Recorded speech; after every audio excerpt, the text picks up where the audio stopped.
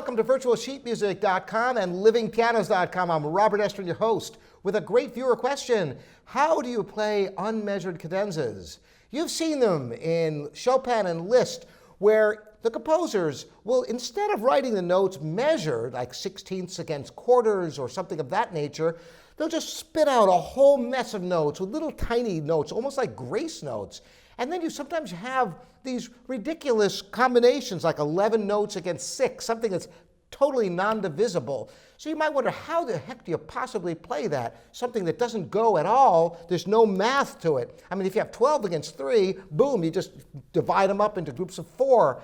But sometimes it's not quite so simple. Yet, the beauty of the expressiveness, it sounds almost like improvised playing when it's done right. I'm going to demonstrate with the beginning of the B-flat minor nocturne of Chopin. And right at the very beginning, the second statement of the theme has an embellishment, as I described, with a whole bunch of notes that don't go in, are not divisible with the left hand. You have 11 against 6. Here's how it sounds. You'll hear after the first melody, the repeat has got the faster notes I'm describing.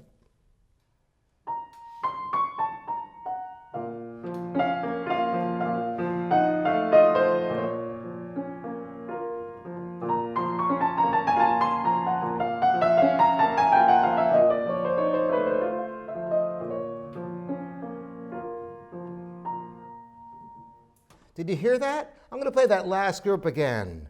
You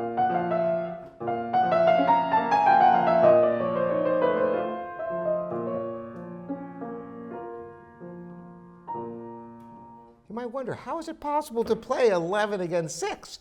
Well, here's the way to practice it. You try to find the closest measured way you could play it first. Divide it out as close as it mathematically will work, in which case you could do something like this.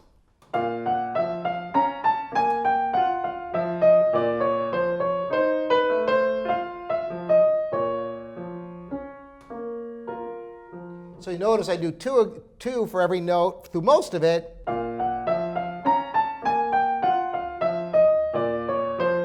And then here, 3 against 2.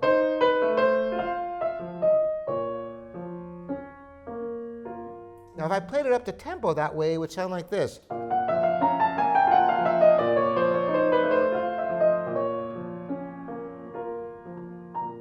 It's passable, but it's not really accurate, and it's not as fluid as you might like. So here's the key.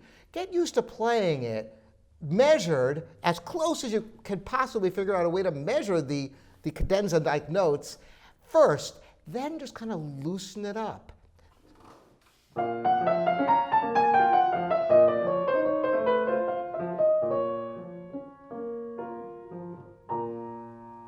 It doesn't have to be metronomically perfect.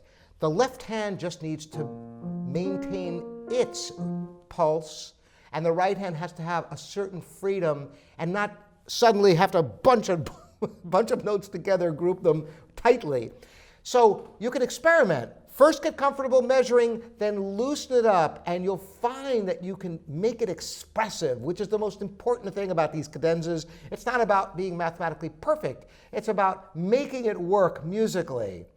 After you can make it measured, you can loosen it up a little bit and find a myriad ways of negotiating these gorgeous cadenzas in Liszt, Chopin, and other composers. I hope this has been helpful for you. If you have specific repertoire, you want suggestions about how to divide them up, send them to me, robert@livingpianos.com, and I'm happy to respond to you. Thanks for joining me here at virtualsheetmusic.com. I'm Robert Estrin. I'll see you next time.